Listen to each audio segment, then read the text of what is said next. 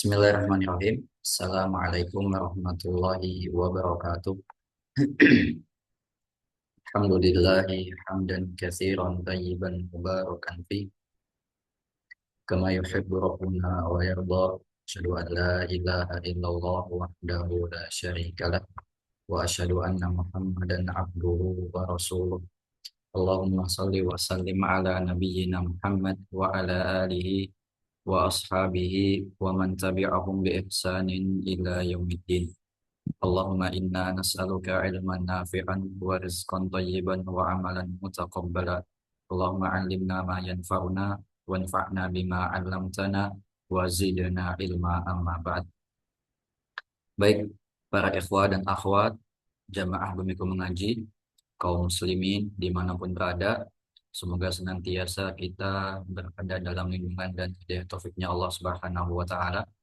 Yang pertama, marilah kita senantiasa memuji dan bersyukur kepada Allah Subhanahu wa taala atas limpahan kenikmatan, kemudian keberkahan dan juga rahmat serta hidayah taufiknya yang menyertai kita sehingga kita dimudahkan kembali untuk bersama-sama hadir di dalam ruang Zoom meeting online Bumiku Mengaji pada malam hari yang diberkahi ini, yang mana semoga Allah mencatat amal kebaikan kita nanti sebagai pemberat timbangan kebaikan nanti di akhirat. Amin ya rabbal alamin. Kemudian salawat dan salam semoga senantiasa terlimpahkan dan tercurahkan kepada Nabi kita Muhammad Sallallahu Alaihi Wasallam, kepada keluarga beliau, para sahabat beliau, dan orang-orang yang senantiasa konsisten mengikuti sunnah beliau hingga hari kiamat kelak. Amma ba'd. Kaum muslimin, jamaah yang semoga dimuliakan oleh Allah Subhanahu wa taala.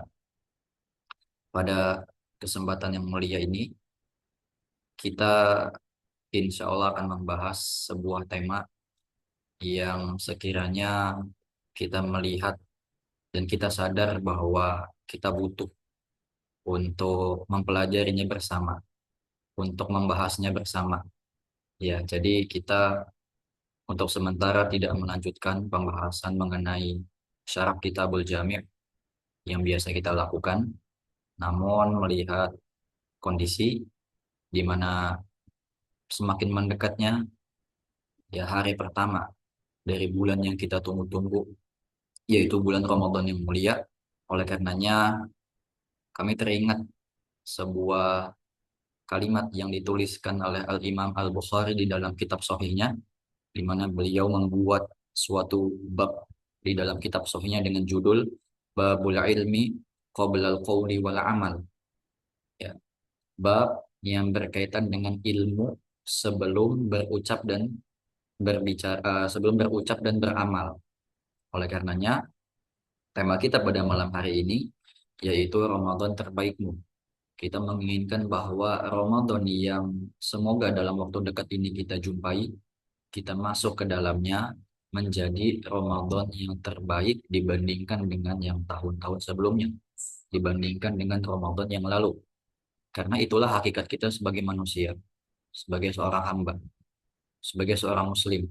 Kita dituntut untuk bisa menjadi pribadi yang lebih baik di kemudian hari, di kemudian bulan, dan di kemudian tahun seterusnya. Ya, selalu evaluasi, selalu belajar lagi agar menjadi pribadi yang lebih baik, pribadi yang bermanfaat, ya, dan juga bisa menjadi hamba yang mendapatkan predikat ketakwaan kepada Allah Subhanahu wa taala. Oleh karenanya, agar Ramadan kita menjadi Ramadan yang terbaik pada tahun ini, insya Allah, maka kita perlu, ya, kita punya kesadaran untuk membekali diri kita dengan ilmu, seperti yang dikatakan oleh Imam Bukhari tadi. Ilmu sebelum berucap dan beramal. Kita sama-sama belajar. Kita sama-sama melihat ya apa yang bisa kita maksimalkan di bulan Ramadan ini. Dari sikap, keutamaan, kemudian ibadah-ibadah yang ada, dan seterusnya, insya Allah akan kita bahas pada pertemuan kali ini. Baik kaum muslimin yang semoga Allah muliakan, bulan Ramadan ya merupakan kesempatan yang besar yang dimana Allah Subhanahu wa taala itu menyediakan kepada kita semua ya, ampunan yang begitu luas, ampunannya yang begitu besar. Oleh karenanya, sikap kita sebagai seorang muslim yang pertama, ketika hendak menjumpai Ramadan atau ketika mendekati bulan Ramadan, kita itu harus bergembira, ya. Kita harus berbahagia. Ini diantara bentuk adab ya seorang muslim dalam menyambut bulan Ramadan. Bahkan disebutkan bahwa salah satu tanda keimanan seseorang adalah bergembira ketika menyambut bulan Ramadan. Ya. Maka ibarat akan menyambut tamu agung yang ia nanti-nantikan.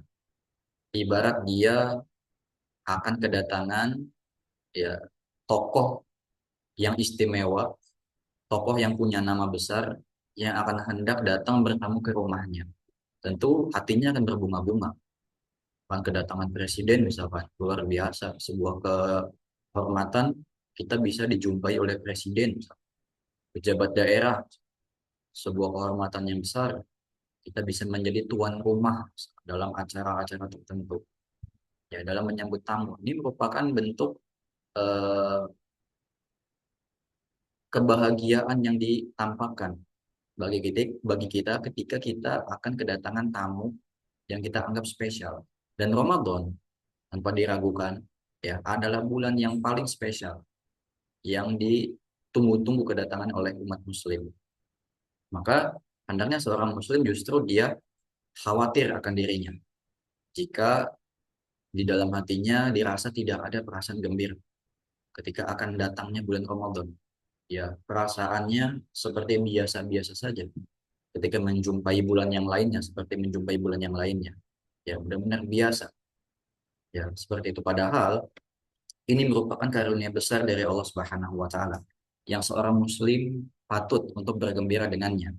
Di mana kita bisa melihat Allah Subhanahu wa taala berfirman dalam surat Yunus ayat ke-58, "Qul bi fadlillahi wa bi rahmatihi fabidzalika falyafrahu wa khairum mimma yajma'un." Katakanlah, dengan karunia dari Allah dan rahmatnya, hendaklah dengan itu mereka bergembira, ya, dengan karunia Allah yang Allah berikan kepada kita berupa berjumpa dengan bulan Ramadan, dengan rahmat yang Allah limpahkan sehingga kita bisa dimudahkan beribadah dengan maksimal di bulan Ramadan, maka hendaklah kita bergembira, ya, seperti itu. Karena karunia Allah dan rahmatnya itu lebih baik, ya, mimma yajma'un, dari apa yang mereka kumpulkan. Ya, maka kita bisa melihat ya contoh yang ditampakkan oleh para ulama dan juga orang-orang soleh yang sangat merindukan dan berbahagia jika bulan Ramadan itu akan datang. Ya, kita akan melihat bagaimana di antaranya Al-Imam Ibn Rajab Al-Hambali, di mana beliau berkata, qala ba'du salaf, sebagian salaf mengatakan, kanu yada'unallaha sittata ashhur an yuballighahum syahrul Ramadan. Dahulu mereka para salaf, ya generasi terdahulu dari umat kita ini, mereka berdoa kepada Allah selama 6 bulan agar mereka dipertemukan lagi dengan Ramadan yang akan datang. Luar biasa, berarti dari mulai bulan Syawal mereka itu sudah mulai berdoa kepada Allah agar disampaikan kepada bulan Ramadan yang berikutnya. Bulan Syawal, Dzulqa'dah, Dzulhijjah, Muharram, Safar, Rabiul Awal. 6 bulan mereka berdoa agar bisa sampai. Kemudian apa? Summa yad'una Allah sittata ashhur an yataqabbalahu minhum. Dan mereka juga berdoa selama 6 bulan agar Allah menerima amal-amal soleh mereka di bulan Ramadan yang lalu. Ya, jadi 6 bulan berdoa untuk bisa sampai di Ramadan berikutnya, dan 6 bulan mereka berdoa agar amalan-amalan mereka di bulan Ramadan yang lalu itu diterima oleh Allah Subhanahu wa taala. Kemudian kaum muslimin yang semoga Allah muliakan,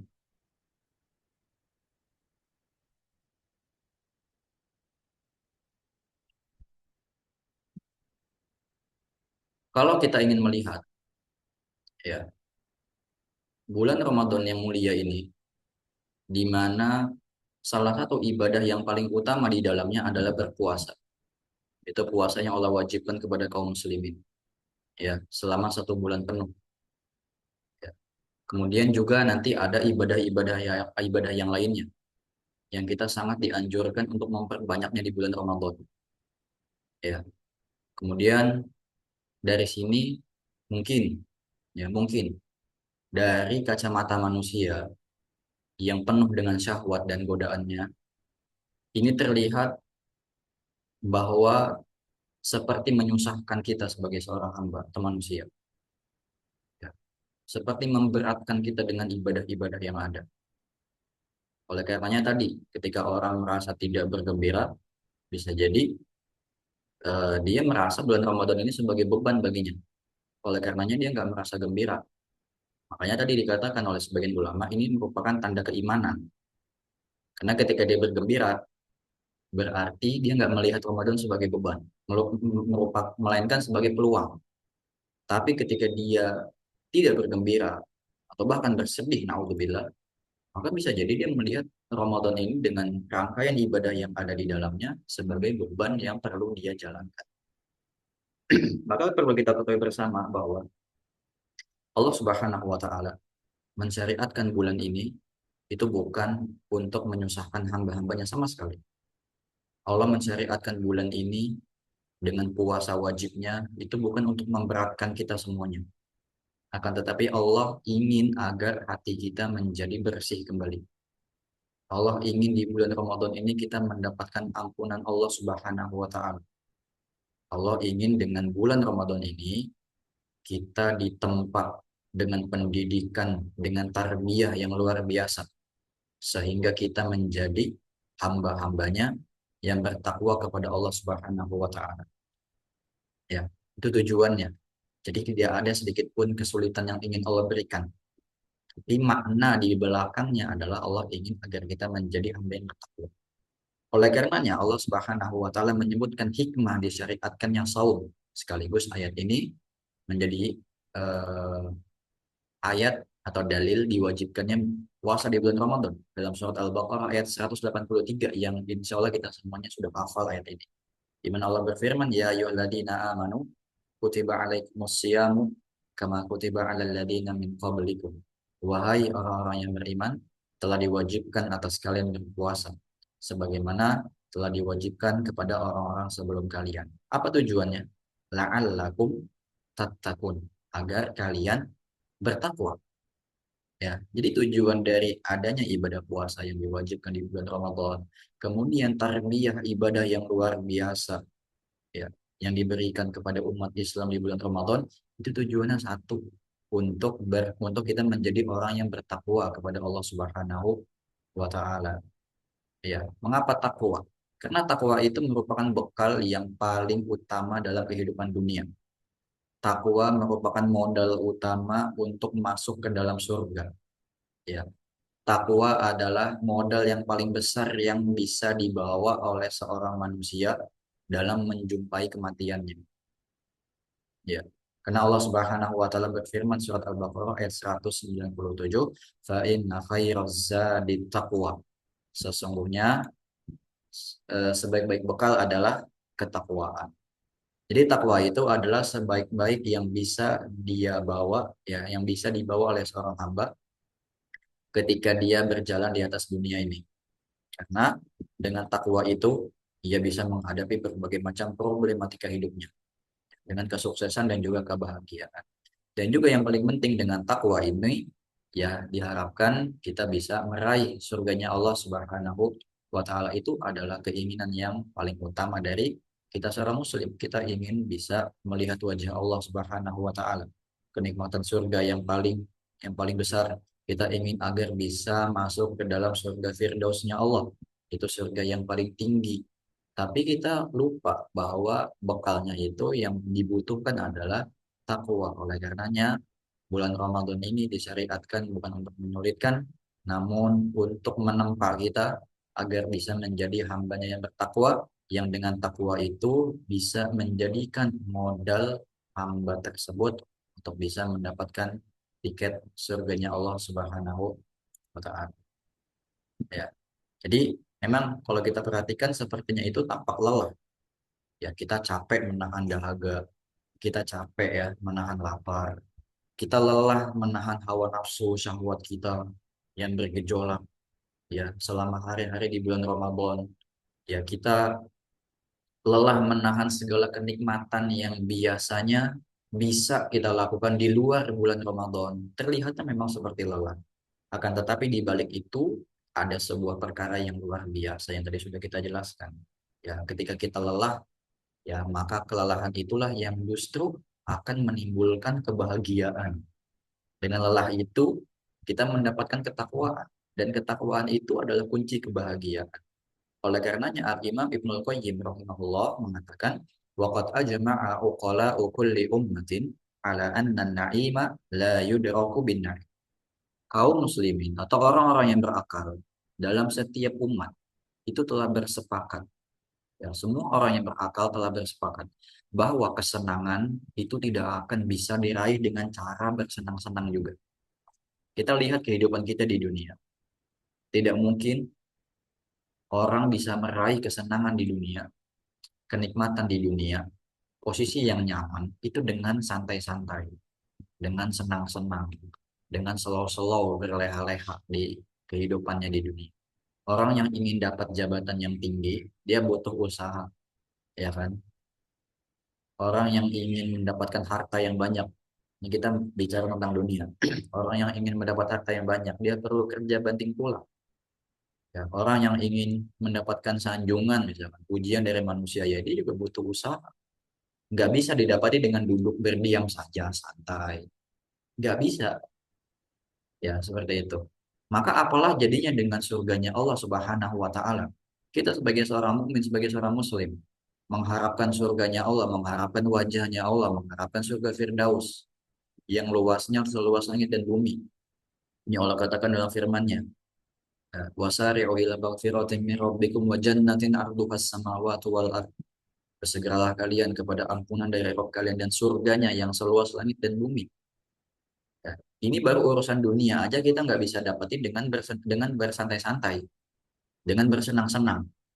Butuh upaya yang lebih, butuh keringat yang banyak untuk dikucurkan, butuh modal yang perlu kita korbankan, butuh perasaan yang perlu kita abaikan untuk bisa meraih kesenangan itu. Maka apalah jadinya dengan surga, yang itu semuanya lebih baik daripada dunia, yang kenikmatannya tidak ada bandingnya dengan kenikmatan yang ada di dunia.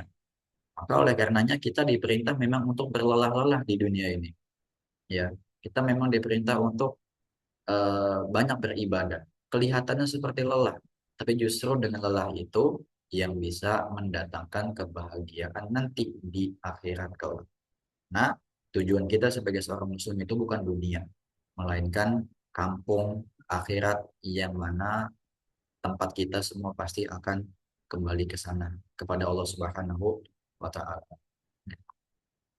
Kemudian kaum muslimin yang semoga Allah muliakan. Yang berikutnya adalah tadi sudah kita sampaikan juga bahwa agar Ramadan kita menjadi Ramadan yang terbaik, kita perlu untuk bergembira dengan datangnya di bulan Ramadan. Kemudian kita memahami esensi daripada pensyariatan bulan Ramadan yang tadi sudah kita sampaikan. Kemudian pertanyaan berikutnya yang mungkin muncul adalah kenapa kita harus bergembira menyambut bulan Ramadan? Ya, kenapa kita harus bergembira menyambut bulan Ramadan? Maka kegembiraan tersebut, kegembiraan yang kita tampakkan ya karena banyaknya keutamaan, karena banyaknya kemuliaan, dan karena banyaknya keberkahan yang ada pada bulan Ramadan yang tidak ada di bulan-bulan selainnya.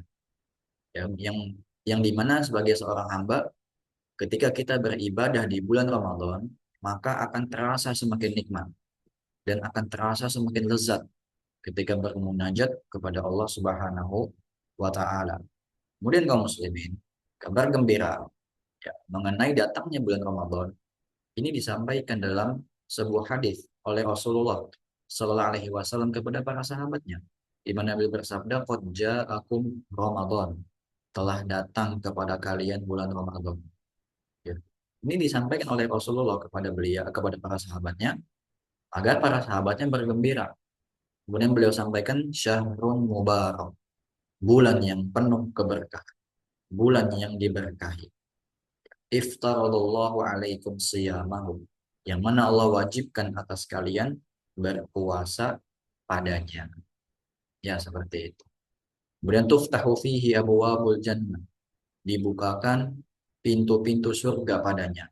Wa tughlaqu fihi abwabul jahim, dan pintu-pintu neraka ditutup padanya. Wa tughallu fihi syayatin, dan setan-setan dibelenggu pada bulan Ramadan.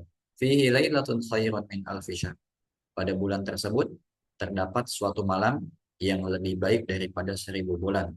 Man harama khairaha faqad harum, barang siapa yang dihalangi dari kebaikannya, maka sungguh ia terhalangi. Ini bentuk kabar, ya, kabar gembira yang disampaikan oleh Rasulullah kepada para sahabatnya dengan disebutkan datang bulan Ramadan. Kemudian disebutkan bahwasanya Ramadan merupakan bulan yang diberkahi. Kemudian disampaikan kenapa sampai diberkahi, karena Allah mewajibkan puasa di bulan tersebut. Allah buka pintu surga, Allah tutup pintu neraka, Allah belenggu syaitan di dalamnya. Terdapat malam yang lebih mulia daripada 1000 bulan, dan juga di sana penuh dengan ampunan dari Allah Subhanahu wa Ta'ala. Kemudian para ulama pun menjelaskan bahwa hadis ini menunjukkan kepada kita bahwa harus adanya rasa bergembira dengan datangnya bulan Ramadan yang diberkahi ini. Ya. Kemudian para hadirin yang semoga Allah muliakan. Setelah kita mengetahui, ya, sikap yang sebagaimana mestinya ada pada diri seorang muslim ketika Ramadan itu datang, yaitu dengan bergembira, dengan bersukacita, dan juga dengan kita memahami esensi yang ada dalam pensyariatan bulan Ramadan. Yang berikutnya, agar Ramadan kita menjadi Ramadan yang terbaik, agar kegembiraan kita ini bisa maksimal, ya, agar kita punya alasan kenapa sih bergembira, yaitu perlu adanya pengetahuan tentang keutamaan bulan Ramadan. Kita bisa bergembira dengan adanya bulan Ramadan, dengan menyambut kedatangan bulan Ramadan, itu dikarenakan kita mengetahui keutamaan bulan Ramadan. Maka mereka yang tidak bergembira, yang biasa-biasa saja, yang tadi pertama bisa jadi dia tidak dia melihat bahwa Ramadan itu hanya sebagai beban hidup bagi dia, atau yang kedua bisa jadi karena dia nggak tahu keutamaan bulan Ramadan, minimnya literasi tentang agama Islam, sehingga dia tidak melihat keistimewaan yang ada di bulan Ramadan. Oleh karenanya kita perlu untuk membekali diri kita dengan belajar atau mengetahui beberapa keutamaan yang ada di bulan Ramadan. Dalam kesempatan ini kita juga ingin memberikan sedikit poin yang berkaitan dengan keutamaan bulan Ramadan. Yang pertama yang bisa kita pahami, ya, dari keutamaan bulan Ramadan adalah bahwa Ramadan adalah bulan diturunkannya Al-Quran. Keutamaan yang pertama dari bulan Ramadan adalah bahwa Ramadan merupakan bulan diturunkannya Al-Quran. Kaum muslimin, bulan Ramadan adalah bulan yang dipilih, ya, sebagai bulan untuk berpuasa dalam hadis yang tadi kita baca. Kemudian juga bulan ini dipilih oleh Allah Subhanahu wa Ta'ala sebagai bulan diturunkannya Al-Quran. Luar biasa. Ada dua peristiwa yang besar yang terjadi di bulan Ramadan. Puasa wajib, yang dimana puasa wajib ini merupakan rukun Islam yang keempat. Kemudian di bulan yang sama, ya, Allah turunkan Al-Quran sebagai kitab suci umat Islam. Kitab suci yang mulia. Allah pilih bulan ini bukan tanpa alasan. Ya, di mana Allah Subhanahu wa Ta'ala berfirman, Syahrul Ramadan alladzi unzila fihi al-Quran. Ya, bulan Ramadan yang dimana di dalamnya diturunkan Al-Quran. Hudal linnas, sebagai petunjuk untuk manusia. Wa bayyinatin minal huda wal furqan, dan sebagai penjelas mengenai petunjuk itu, dan juga sebagai pembeda antara yang hak dan antara yang batil. Ya, jadi berdasarkan firman Allah dalam surat Al-Baqarah ayat 185, jelas sekali bahwa Allah menurunkan Al-Quran di bulan Ramadan. Allah pilih bulan Ramadan sebagai bulan untuk diturunkannya Al-Quran. Kemudian kaum muslimin, ketika kita melihat tafsir yang dituliskan oleh Al-Imam Ibnu Katsir rahimahullah ta'ala, di mana beliau menyampaikan mengenai ayat ini, yamdahu ta'ala syahrus siyam min baini sa'iri syuhur. Allah Subhanahu wa taala memuji bulan puasa yaitu bulan Ramadan di antara bulan-bulan yang lainnya. Bi an ikhtarahu min bainihinna li inzalil Qur'anil azim. Dengan Allah memilih bulan Ramadan untuk diturunkan Al-Qur'an di dalamnya. Wa kama ikhtassahu bidzalik qad warada al-hadits bi annahu syahrul ladzi kanatil kutubul ilahiyyah tanzilu fihi 'alal anbiya. Sebagaimana juga disebutkan dalam sebuah hadis bahwa Allah mengkhususkan ya bulan Ramadan ini atau Allah memilih bulan Ramadan ini sebagai bulan diturunkannya kitab-kitab yang terdahulu kepada para nabi yang sebelumnya. Jadi ternyata bukan cuma Al-Quran yang diturunkan di bulan Ramadan. Bahkan kitab-kitab sebelum daripada Al-Quran yang turun kepada para nabi itu juga diturunkan di bulan Ramadan. Ini menunjukkan bahwa Allah Subhanahu wa taala ya ingin memuliakan bulan Ramadan. Ingin memberikan keutamaan khusus ya pada bulan Ramadan yang tidak ada di bulan-bulan sebelumnya. Seperti itu. Kemudian para hadirin yang semoga Allah muliakan, kaum muslimin yang berbahagia. Pertanyaannya adalah kenapa apa sebelumnya kita juga tahu bahwa bulan Ramadan ini dikenal juga dengan Syahrul Quran, dengan nama Syahrul Quran. Selain daripada Syahrul Siyam, bulan puasa, dikenal juga dengan nama Syahrul Quran, bulannya Al-Quran. Maka pertanyaannya yang muncul adalah kenapa sampai disebut bulan Ramadan itu sebagai bulannya Al-Quran? Ya, yang pertama, berdasarkan penjelasan yang tadi kita sampaikan, bahwa Allah Subhanahu wa Ta'ala menurunkan Al-Quran di bulan Ramadan. Ya, dalam surat Al-Baqarah ayat 185. Ya, di mana dalam tafsir Imam Ibnu Katsir juga mengenai eh, apa namanya, mengenai keutamaan bulan Ramadan ini yang dimana Al-Quran turun di dalamnya, beliau juga katakan bahwa dalam riwayat yang dibawakan oleh sahabat Ikrimah dari Ibnu Abbas radhiyallahu anhu bahwasanya beliau mengatakan nazal al-Qur'anu fi syahri Ramadan. Al-Qur'an telah turun di bulan Ramadan fi lailatul qadar pada malam Lailatul Qadar ila hadhihi sama'id dunya jumlatan wahidatan ke langit dunia ini sebanyak satu kali saja yaitu sekaligus turun ya sekaligus turun. Jadi ini yang dimaksud dengan bahwasanya Al-Quran itu turun di bulan Ramadan. Mungkin sebagian kita sudah mengetahui bahwa atau sadar bahwa Ramadan itu kan Al-Quran itu kan diturunkan kepada Rasul selama 23 tahun.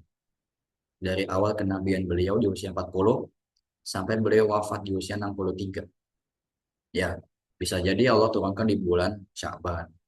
Bisa jadi Allah turunkan di bulan Zulhijjah, di bulan Muharram, di bulan Syawal dan seterusnya. Tapi apa yang dimaksud dengan bahwasanya Allah menurunkan Al-Quran di bulan Ramadan? Ya tadi tafsir Ibnu Katsir bahwa yang dimaksud dengan turunnya Al-Quran di bulan Ramadan adalah turun secara utuh sekali. Jadi kalau kita belajar ulumul Quran, Al-Quran itu turun ke dunia itu ada dua masa. Yang pertama, turun ke langit dunia, ke Baitul Izzah secara sekaligus, jumlatan wahidatan. Nah, kemudian dari langit dunia, Baitul Izzah, melalui perantara malaikat Jibril alaihissalam disampaikan kepada Rasul ya selama 23 tahun kurang lebih selama masa kenabian beliau. Jadi dua periode ya. Yang pertama yaitu sekaligus itu di bulan Ramadan ya ke langit dunia saja ke Baitul Izzah. Nah, dari langit dunia disampaikan melalui perantara malaikat Jibril kepada Rasul itu sesuai dengan yang telah kita pelajari, yang telah kita ketahui. Ya, ada yang berkaitan dengan peristiwa tertentu, sebab nuzul dan seterusnya. Ya, ada yang memang Allah turunkan untuk membuat hati Rasul tetap teguh, ya hati Rasul tetap tenang. Ya, ada yang Allah turunkan untuk membantah syubhat-syubhat yang dilemparkan oleh orang-orang kafir pada saat itu. Ya intinya diturunkan sesuai dengan kebutuhannya selama masa kenabian beliau itu periode yang kedua. Ya, maka yang pertama ini, ya perkataan Ibnu Abbas yang mengatakan bahwa Al-Quran itu turun satu kali ke langit dunia juga dikuatkan dalam firman Allah Ta'ala, Inna anzalnahu fi lailatul qadar. Sesungguhnya kami turunkan dia pada malam Lailatul Qadar. Maksudnya adalah Allah turunkan Al-Quran secara menyeluruh satu kali itu pada malam Lailatul Qadar.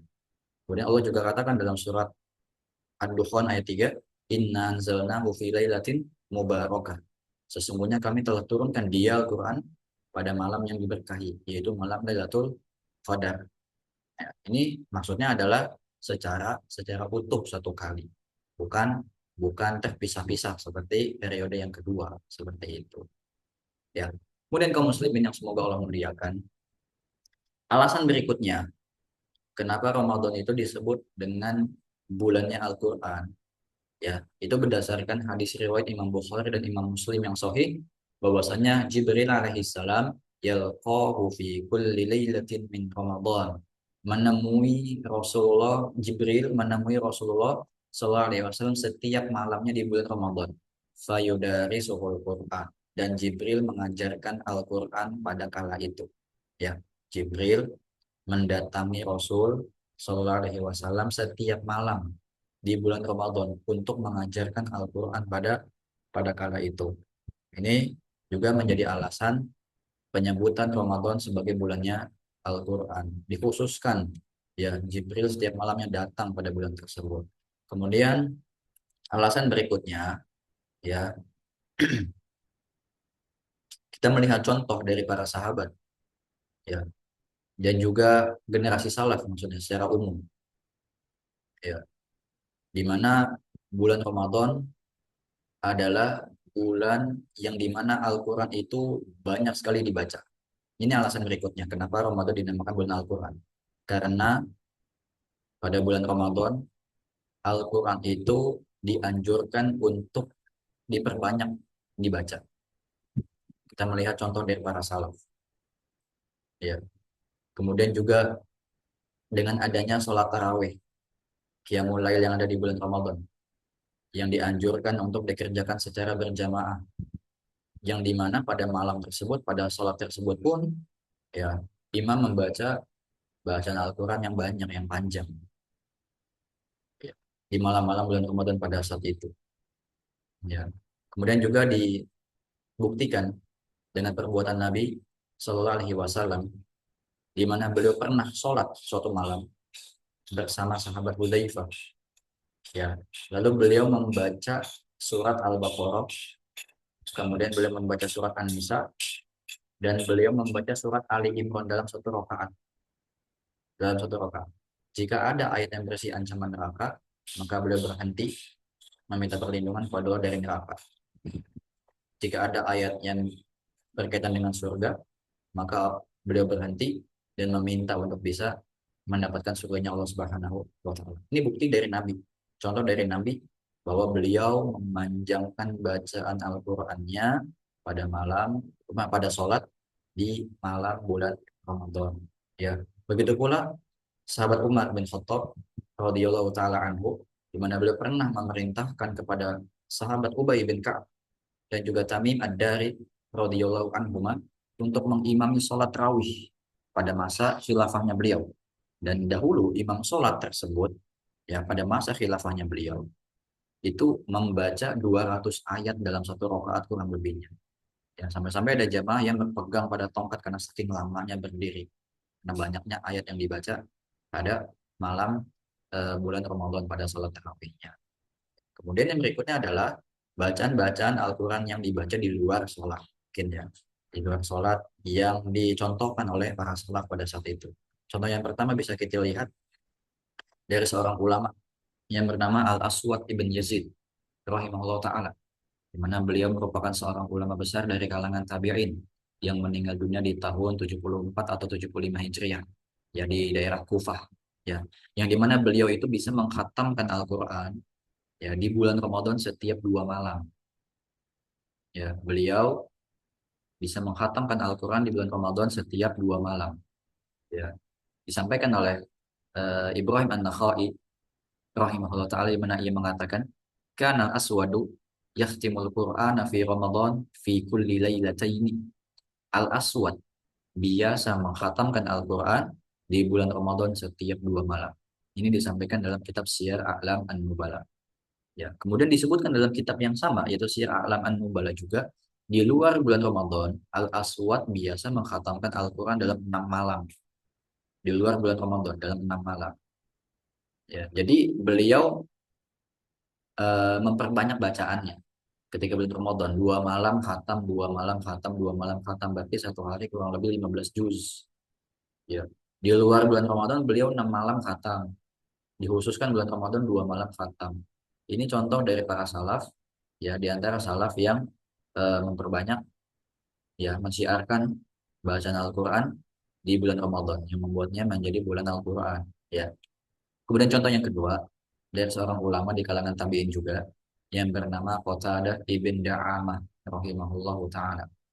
Qatadah ibn Da'amah yang meninggal kurang lebih tahun 60 atau 61 Hijriah. Ya, ini juga dinukil dari kitab Syiar A'lam An-Nubala, bahwa beliau adalah seorang murid dari seorang ulama yang terkemuka juga, yaitu Anas bin sahabat, maksudnya seorang sahabat yang mulia, yaitu Anas bin Malik radhiyallahu anhu, ya, yang dimana beliau ini sangat luar biasa semangatnya dalam mengkhatamkan Al-Quran, luar biasa semangatnya dalam berinteraksi dengan Al-Quran. Dikatakan bahwa kana Qatadah yahtimul Qur'ana fi sab'in. Qatadah biasa mengkhatamkan Al-Quran dalam 7 hari di bulan Ramadan. Enggak, di luar bulan Ramadan maksudnya. Di luar bulan Ramadan. Wa idza ja'a Ramadan, jika datang bulan Ramadan, khatama fi kulli salasin. Ia mengkhatamkannya setiap 3 hari. Jadi memang sudah menjadi kebiasaan beliau. Di luar bulan Ramadan pun, ya, beliau banyak berinteraksi dengan Al-Quran. 1 minggu berarti ya, 7 hari beliau itu khatam Al-Quran. Tapi ketika datang Ramadan, beliau khatamkan menjadi setiap 3 hari. Ya, kemudian apa? Faidaja al-ashru khatama kulla lailatin. Dan ketika datang 10 hari akhir dari bulan Ramadan, itu beliau menghatamkan setiap malam, sehari sekali. Jadi di luar Ramadan beliau khatamkan 7 hari sekali. Ketika datang 3 hari sekali, datang Ramadan. Ketika datang 10 akhir, beliau khatamkan semalam sekali. Luar biasa. Ya. Kemudian yang ketiga, contoh yang ketiga, ini yang populer yang biasa kita dengar.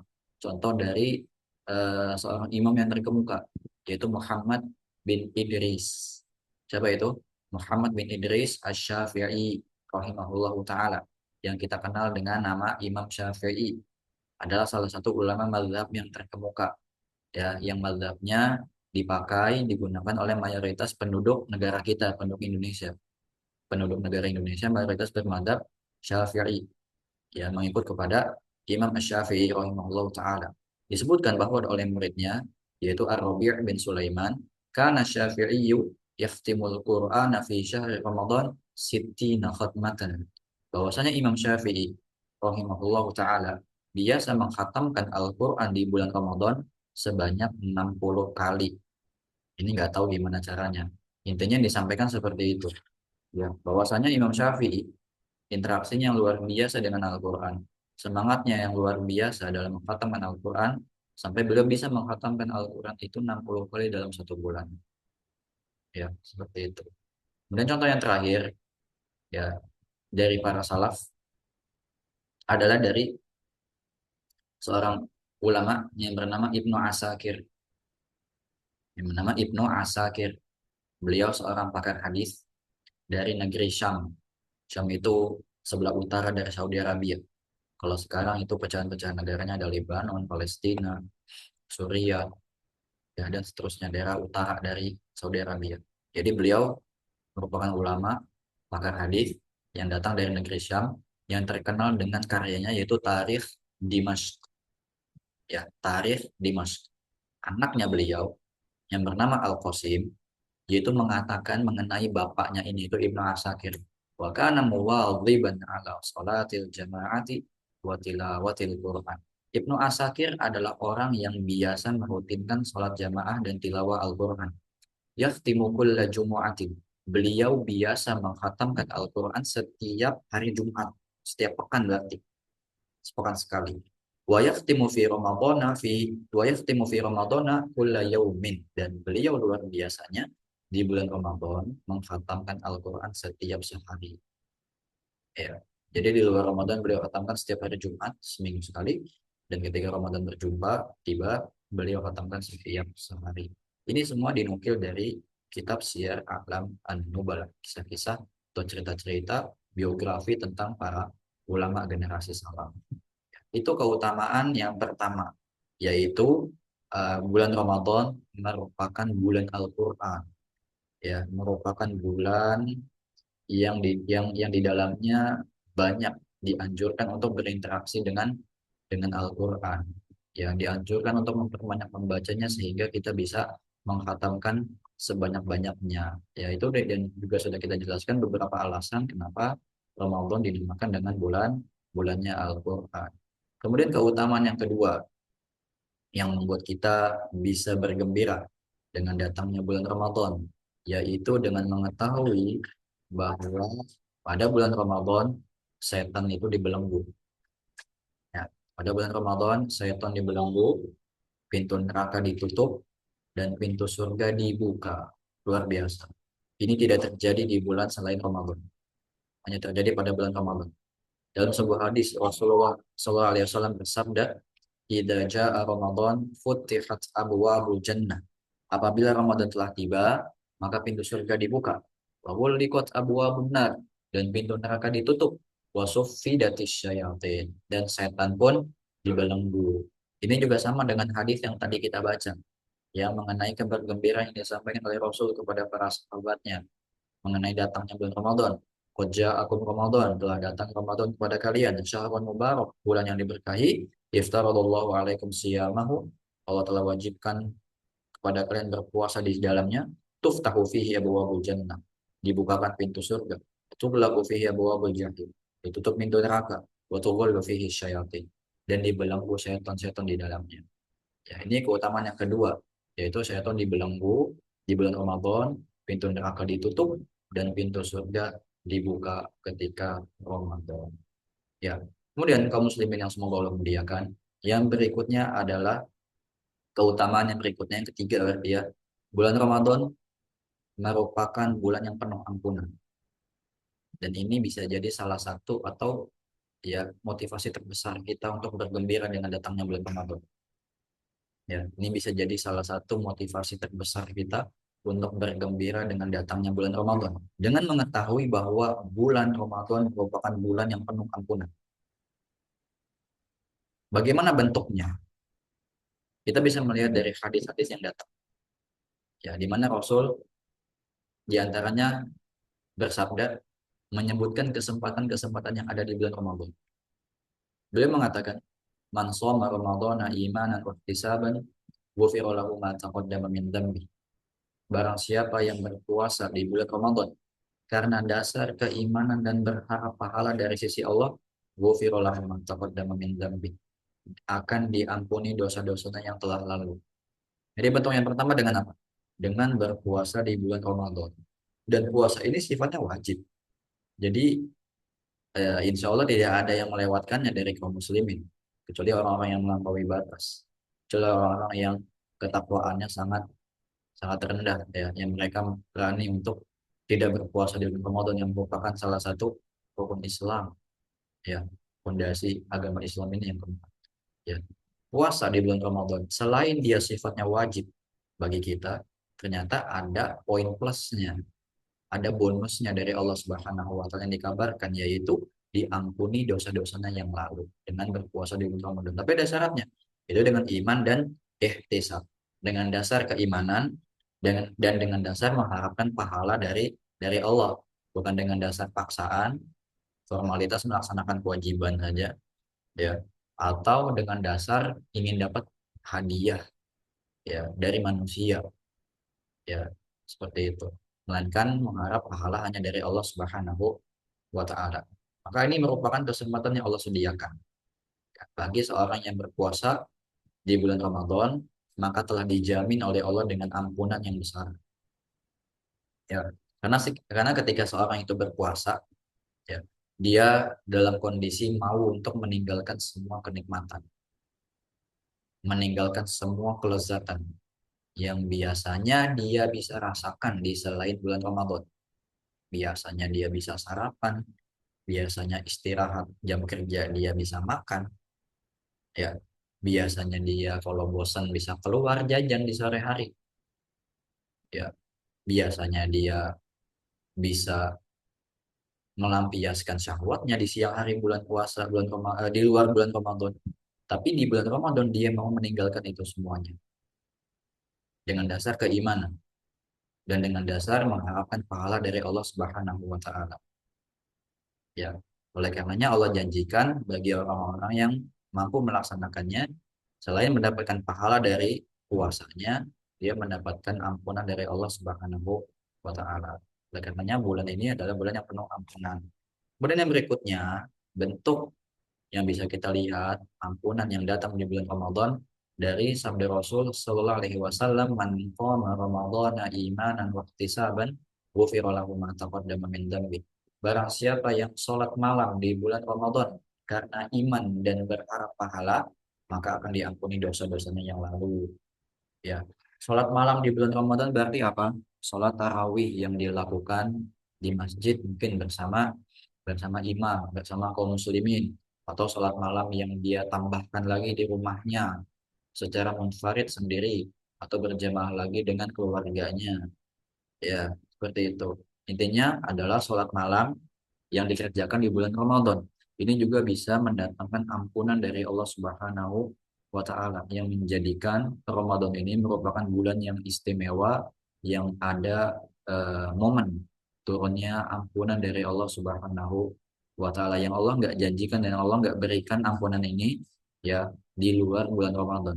Orang yang mengerjakan sholat malam di selain bulan Ramadan, tidak ada hadis yang menjelaskan bahwa Allah akan ampuni dosa-dosanya yang lalu. Tapi ini secara spesifik, secara tegas, secara jelas. Rasul katakan Allah akan berikan ampunannya bagi hambanya yang qiyam atau sholat malam di bulan Ramadan.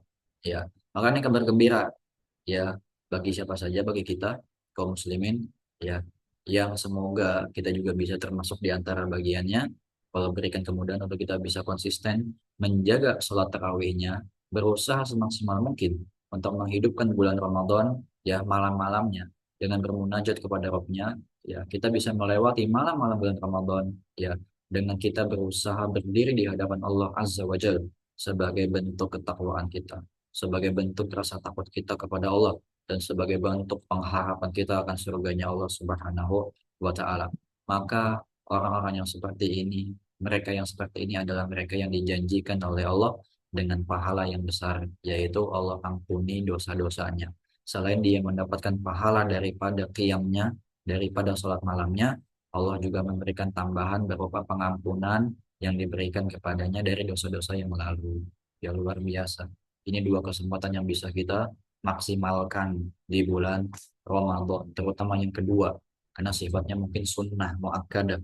Ya, qiyamul lail atau qiyam di bulan Ramadan ini tidak seperti puasa di bulan Ramadan yang sifatnya wajib.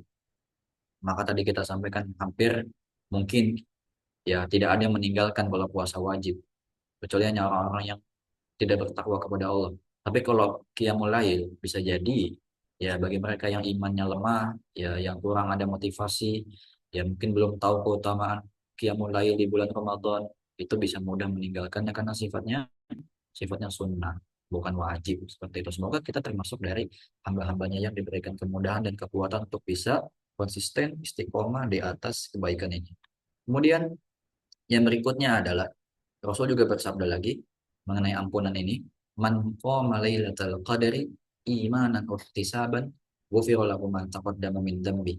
Barang siapa yang bangun malam untuk beribadah, sholat malam, ya, di malam Lailatul Qadar karena dasar iman dan berharap pahala, maka diampuni dosa-dosanya yang telah lalu. Ya, ini secara spesifik dalam satu bulan itu, ini juga bisa menjadi poin yang berikutnya ya, merupakan keutamaan bulan Ramadan, yaitu di dalamnya terdapat malam yang lebih baik daripada 1000 bulan, yaitu malam Lailatul Qadar. yang keutamaannya kita gabungkan dengan ampunan ini. Ya, pada bulan Ramadan merupakan bulan yang penuh ampunan. Yang di antara ampunan yang Allah turunkan pada bulan Ramadan ini terjadi atau ada pada malam yang hanya ada di bulan Ramadan juga, yaitu malam yang lebih baik daripada 1.000 bulan. Yang Allah katakan dalam surat Al-Qadar ayat yang ketiga, khairun min alfi syahr, lebih baik daripada 1.000 bulan. Ya, malam Lailatul Qadar. Artinya apa? Apabila seorang sholat tarawih di malam itu, maka dia melakukan sholat tarawih yang kebaikannya melebihi kebaikan 1.000 bulan. Melebihi sholat tarawih selama 1.000 bulan, 1.000 malam maksudnya, 1.000 malam. Ya, barang siapa yang membaca Al-Quran di malam itu, berarti orang yang memperbanyak tilawah Al-Qurannya di malam Lailatul Qadar, maka tilawahnya lebih baik daripada tilawah 1.000 malam. Ya, 1.000 bulan benar, afwan, 1.000 bulan maksudnya. Dan juga barang siapa yang bersedekah di malam itu, maka dia melakukan sedekah yang lebih baik daripada 1.000 bulan. Barang siapa yang berbakti kepada orang tuanya pada malam itu, maka dia melakukan bakti yang lebih baik daripada 1.000 bulan. Ya, barang siapa yang bersilaturahmi pada malam itu, maka dia melakukan silaturahmi yang lebih baik daripada 1.000 bulan. Intinya segala kebaikan yang dilakukan di malam Lailatul Qadar terkhusus ini memiliki keutamaan yang lebih baik daripada 1.000 bulan. 1.000 bulan kalau kita kalkulasikan dengan tahun itu kurang lebih 83 tahun. Siapa di antara kita yang jamin bisa hidup sampai 83 tahun? Dan menjamin 83 tahun itu isinya ibadah semua. Kita ini manusia di usia yang Allah berikan kepada kita antara sitin wasabain, baina sitin wasabain, antara 60 sampai 70. Rasul kita pun wafat di usia 63. Itu enggak semuanya isinya ibadah, Ikhwan. Ya. Kapan kita mulai dituntut untuk beribadah? Ketika usia balik. Usia balik seorang manusia itu kapan? Perempuan biasanya di usia 9. Laki-laki bisa lebih lambat.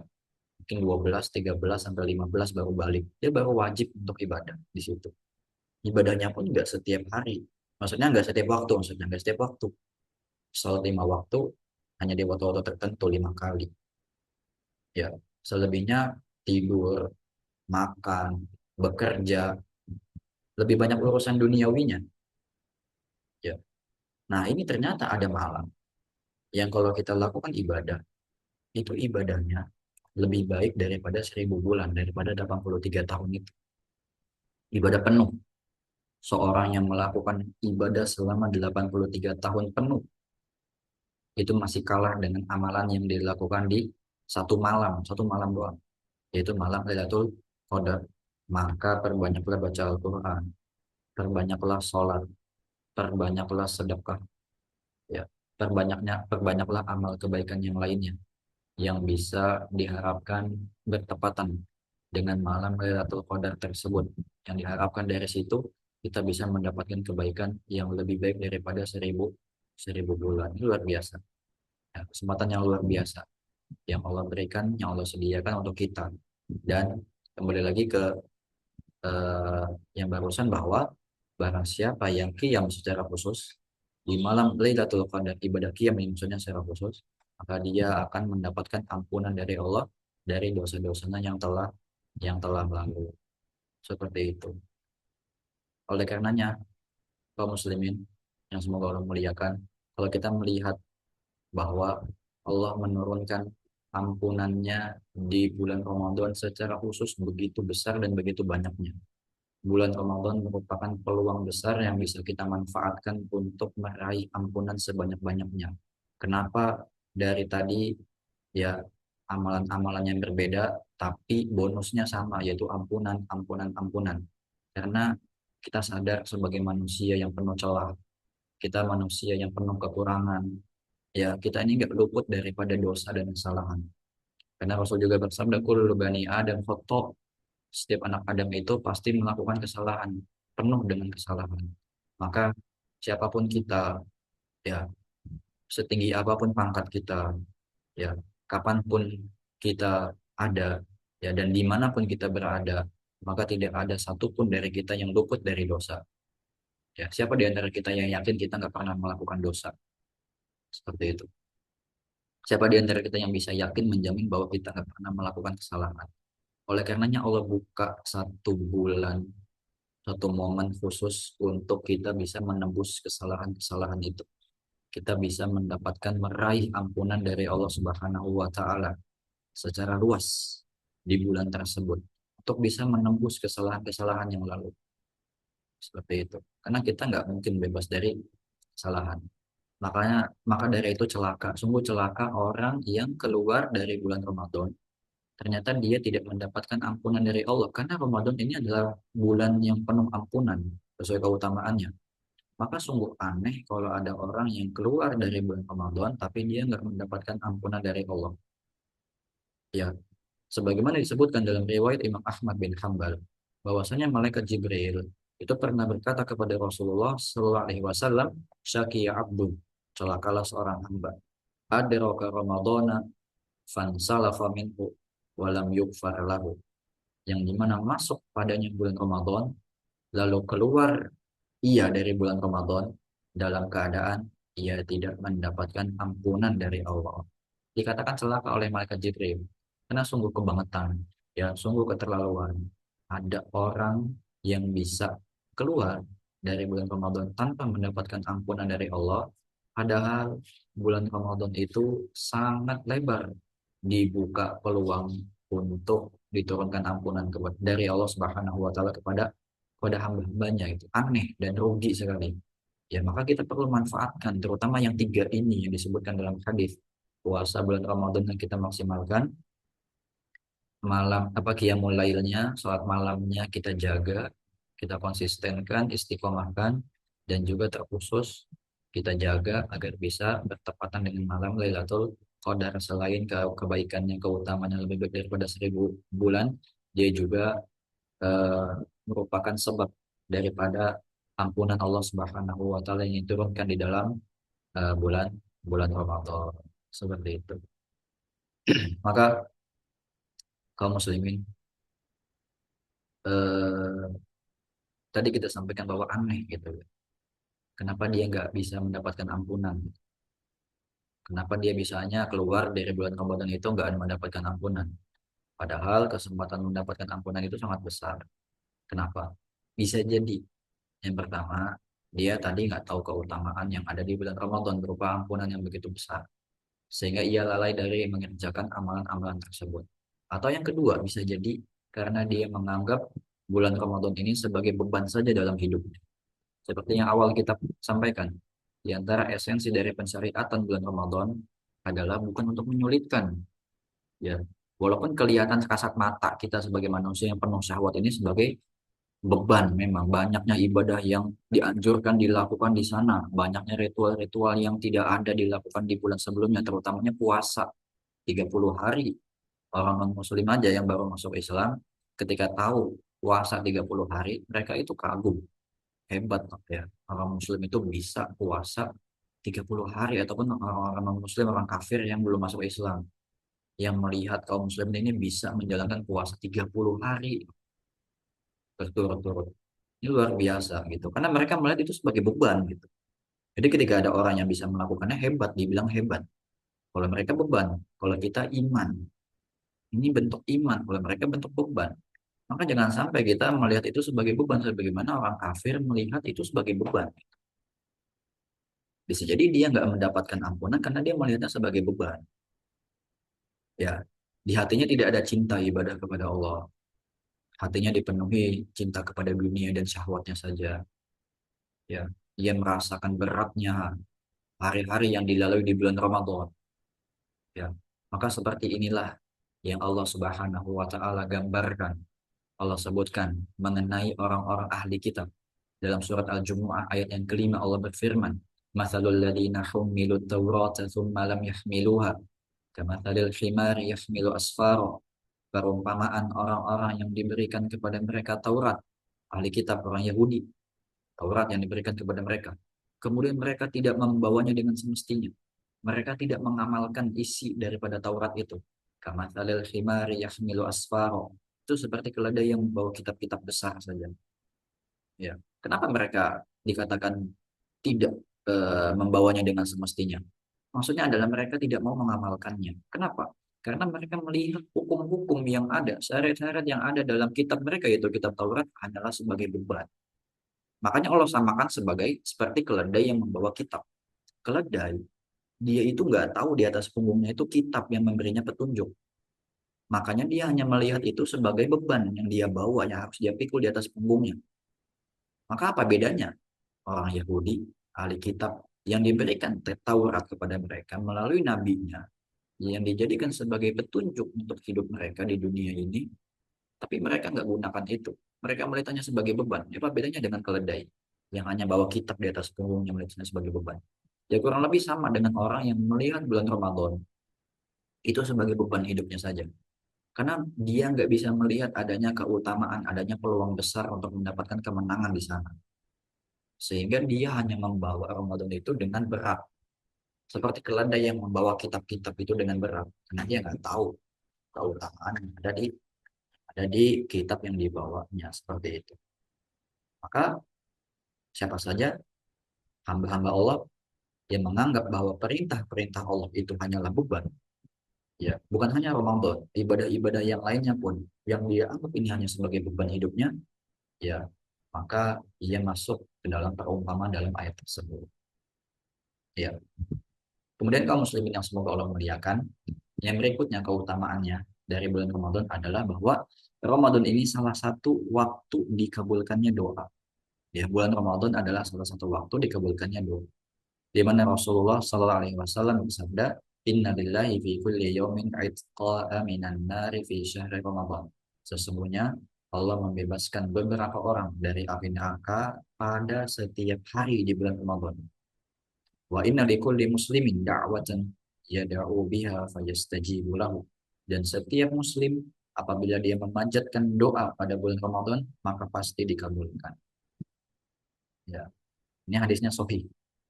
Riwayat Imam Al-Bazzar dari sahabat Jabir bin Abdullah. Ya, dijelaskan bahwa di antara keutamaan Ramadan yang berikutnya yang keempat berarti ya, yaitu salah satu waktu dikabulkannya doa.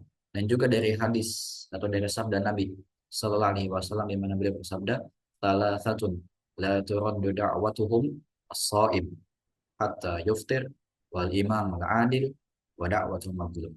Ada tiga orang yang doanya tidak tertolak, tiga golongan yang doanya tidak tertolak. Yang pertama, as-sha'im hatta yuftir, orang yang puasa sampai dia berbuka. Luar biasa. Kemudian wal imam adil, imam atau pemimpin yang adil. Wa da'watul mazlum, dan doa orang yang dizolimi. Kabarkan orang yang berpuasa sebagai doa yang tidak tertolak, itu doa yang pasti mustajab. Ya, ini merupakan keutamaan yang keempat. Sebenarnya masih banyak keutamaan yang lainnya, cuman dengan waktu yang singkat ini, ya waktu yang lalu ini, ya kita coba ambil, kita pilih. Ya ini diantara daripada keutamaan yang ada di bulan Ramadan. Yang lainnya itu masih ada. Jadi poin ini bukanlah pembatasan, bukan hanya berarti hanya ini saja, masih ada yang lain, namun dengan melihat waktu yang tidak memungkinkan untuk kita sampaikan semuanya, kita pilih hanya poin-poin ini saja yang bisa kita sampaikan. Maka kaum muslimin yang semoga Allah muliakan, yang terakhir, Ramadan merupakan bulan tarbiyah. Ya, Ramadan merupakan bulan pendidikan jiwa. Ya, kita sebagai seorang hamba dilatih secara khusus dalam bulan Ramadan ini untuk menahan lapar dan dahaga. Ya, di antara bentuk puasa seorang hamba itu dengan menahan lapar dan dahaga. Dan itu kita dilatih di dalam bulan Ramadan ini. Namun yang lebih penting daripada hal itu semua adalah dari puasa ini adalah menahan diri dari maksiat, ya, menjaga lisan dari dusta, menjaga lisan dari ghibah, menjaga lisan dari perkataan yang sia-sia, kemudian menjaga mata dari yang diharamkan, kemudian menjaga hati dari perasaan iri dan dengki. Ya, mungkin bagi kita kebanyakan ya, kebanyakan dari kita menahan lapar dan dahaga itu sangat mudah, mudah sekali selama bulan Ramadan. Tapi menahan diri dari maksiat, nah ini yang sulit. Ya, ini yang butuh usaha yang lebih, usaha yang keras dan pertolongan dari Allah Subhanahu wa taala. Dan ini adalah justru esensi daripada puasa. Ya, menahan diri daripada maksiat. Oleh karenanya Rasul SAW bersabda, "Rubba sha'imin laisa lahu min siyamihi illa al-ju' wal 'atash." Betapa banyak orang yang berpuasa, namun tidak mendapatkan dari puasanya kecuali lapar dan dahaga saja. Betapa banyak orang yang puasa, namun dia nggak dapat apa-apa dari puasanya kecuali hanya lapar dan dahaga. Karena dia cuma menahan daripada pembatal puasa berupa lapar dan dahaga, tapi dia nggak menahan diri dari maksiat-maksiat yang dilakukan selama puasanya yang bisa mengurangi pahala dari puasanya. Ya, jadi apakah puasanya itu tidak sah? Berarti karena nggak ada pahalanya, puasanya tetap sah. Dia menggugurkan kewajibannya sebagai seorang muslim. Ya, dia nggak berdosa karena ibadah yang wajib itu kan ketika ditinggalkan berdosa, ketika dikerjakan mendapatkan pahala. Nah, ketika dia mengerjakannya dengan maksiat, maka dia terhindar dari dosa, tapi dia nggak dapat pahala, gitu. Jadi tetap sah puasanya, tapi tidak dapat apa-apa. Maka kata Rasul tidak dapat apa-apa kecuali lapar dan dahaga, nggak ada pahala, nggak ada kebaikan yang dia dapat. Kenapa? Karena dia banyak melakukan maksiat. Ya, ini bisa terjadi. Karena Rasul juga bersabda, "Man lam yada' qaula zur wal 'amala bihi, falaysa lillahi hajatun fi an yada'a ta'amahu wa syarabahu." Barang siapa yang tidak meninggalkan perkataan dusta, perkataan yang sia-sia, dan bahkan mungkin dia malah mengamalkannya, maka Allah tidak butuh dari rasa lapar dan haus yang dia tahan selama puasa. Ya, Allah nggak butuh itu. Allah nggak butuh kita untuk nahan lapar dan kuat dan haus saja. Tapi Allah inginkan lebih jauh dari itu agar kita bisa menahan syahwat kita. Agar kita bisa menahan jiwa kita, diri kita dari perbuatan-perbuatan ataupun perkataan-perkataan yang diharamkan oleh Allah Subhanahu wa taala. Kemudian terakhir Rasul juga bersabda, hakikat dari puasa adalah laisa siyamu minal akli wasyarab. Puasa itu bukanlah sebatas makan menahan makan dan minum. Puasa itu bukan sebatas hanya menahan makan dan minum. Innamasyamu minal lagwi war rafath. Sesungguhnya puasa itu adalah menahan dari perkataan yang sia-sia dan juga ucapan yang tidak baik. Al-lagwu dan juga ar-rafath. Ya, ini yang bisa disampaikan.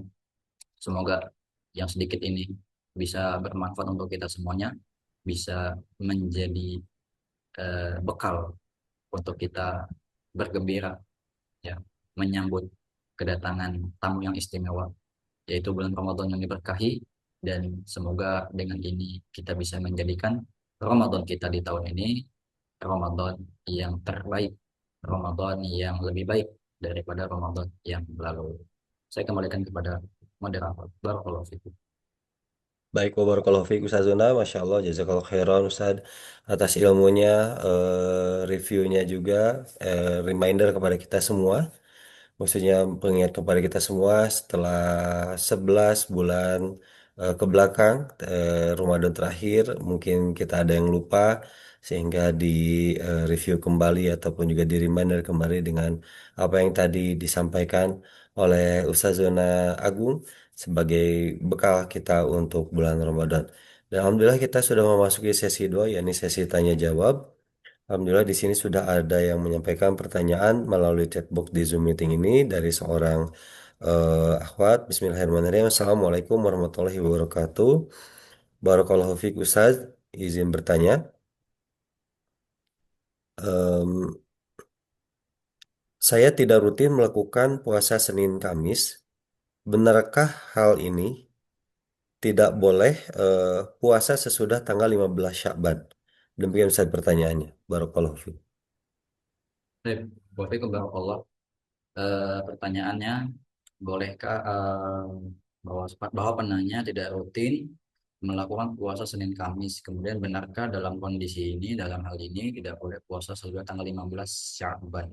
Ya, tidak ada asar secara khusus yang melarang untuk tidak boleh berpuasa di bulan di setelah tanggal 15 di bulan Sya'ban. Karena dalam larangan ini kita butuh adanya dalil pengkhususan. Karena ada dalil yang menyatakan bahwa Rasul Shallallahu Alaihi Wasallam itu memperbanyak puasanya di bulan Sya'ban. Ini berarti ada anjuran, ada perintah, ada contoh dari syariat dari Rasul untuk memperbanyak puasa di bulan Sya'ban. Bisa dengan puasa Daud, bisa dengan puasa Senin Kamis, bisa dengan puasa apa namanya ayam bid, ya, atau dengan puasa-puasa yang lainnya yang dianjurkan.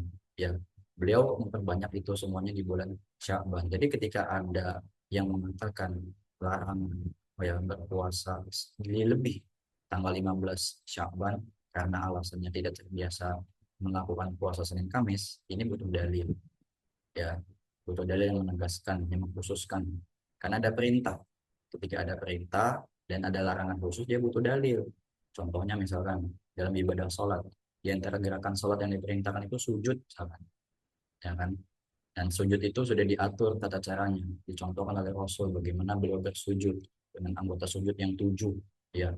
Kemudian ada larangan misalkan tentang jangan engkau turun sujud seperti turunnya unta. Dari mana kita bisa tahu itu? Ya memang dari larangan yang disampaikan oleh Rasul. Fala yabruk kama yabrukul ba'ir. Janganlah dia turun sebagaimana unta itu turun. Atau janganlah dia meletakkan tangannya ya di atas mendekatkan dengan pahanya sebagaimana anjing seperti itu. Yaitu larangan seperti itu butuh konteks yang khusus. Atau ketika sholat dilarang untuk berbicara. Ini memang ada larangannya.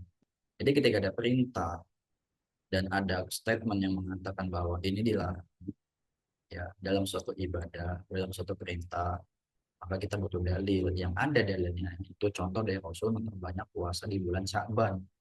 Adapun dari larangan melewati 15 Sya'ban karena alasan tidak terbiasa melakukan puasa Senin Kamis, walau alam kita tidak temukan dalilnya. Jadi silahkan kalau ingin tetap melakukan puasa walaupun telah melewati 15 tanggal 15 dari bulan Sya'ban. Ya misalkan bertepatan dengan hari Senin atau hari Kamis ya seperti hari ini ya, hari Afwan kemarin misalkan hari Kamis ya, ya ingin berpuasa ya itu sudah lewat tanggal 15 ya silahkan. Walaupun di pekan sebelumnya atau di awal bulannya belum berpuasa misalkan. Atau ingin merutinkan dengan puasa 3 hari setiap bulannya sebagaimana yang diwasiatkan oleh Rasul kepada sahabatnya Abu Hurairah radhiyallahu anhu, itu engkau jangan meninggalkan puasa 3 hari setiap bulannya, ya seperti itu. Ini nggak apa-apa, nggak mengapa. Allah alam betul. Baik, mudah-mudahan kepada eh, mudah-mudahan penjelasan dari Ustazuna Agung dapat dipahami dan eh, dimengerti oleh penanya dari yang tadi menyampaikan pertanyaan melalui chatbox di Zoom meeting ini. Untuk selanjutnya ada yang sudah raise hand di sini ada dua orang. Yang pertama dari Abi Yahya. Setelah Abi Yahya kami persilahkan untuk Ukti Putri. Saat ini kami persilahkan dulu terlebih dahulu Abi Yahya. Tafadhol Abi Yahya. Ya.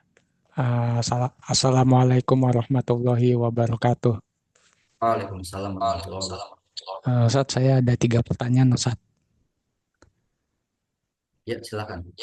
Ya, yang pertama, bagaimana sih apabila muncul rasa kekhawatiran gitu, Ustadz? Diri kita ini merasa khawatir, takut-takut kalau kita nanti bulan Ramadan ini ada kurang-kurang gitu, Ustadz. Ya kan namanya kita kan pasti ada maksiat juga, apalagi kita nih yang di luar, yang kerja gitu kan. Kalau keluar di kantor-kantor melihat yang seperti itu, aduh, ini rada-rada susah memang. Itu gimana Ustadz? Agak-agak khawatir gitu. Itu muncul rasa khawatir itu bagaimana Ustadz hukumnya? Itu yang pertama Ustadz. Ya, Dijawab dulu aja. boleh saya jawab dulu ya. Iya, ya Ustadz. Baik. Bagaimana untuk menghilangkan kekhawatiran ketika ketika munculnya bulan Ramadan tersebut khawatir amalannya kurang, banyak bolongnya. Ya, yang pertama yang bisa kita lakukan itu adalah berdoa. Karena doa merupakan senjatanya seorang muslim.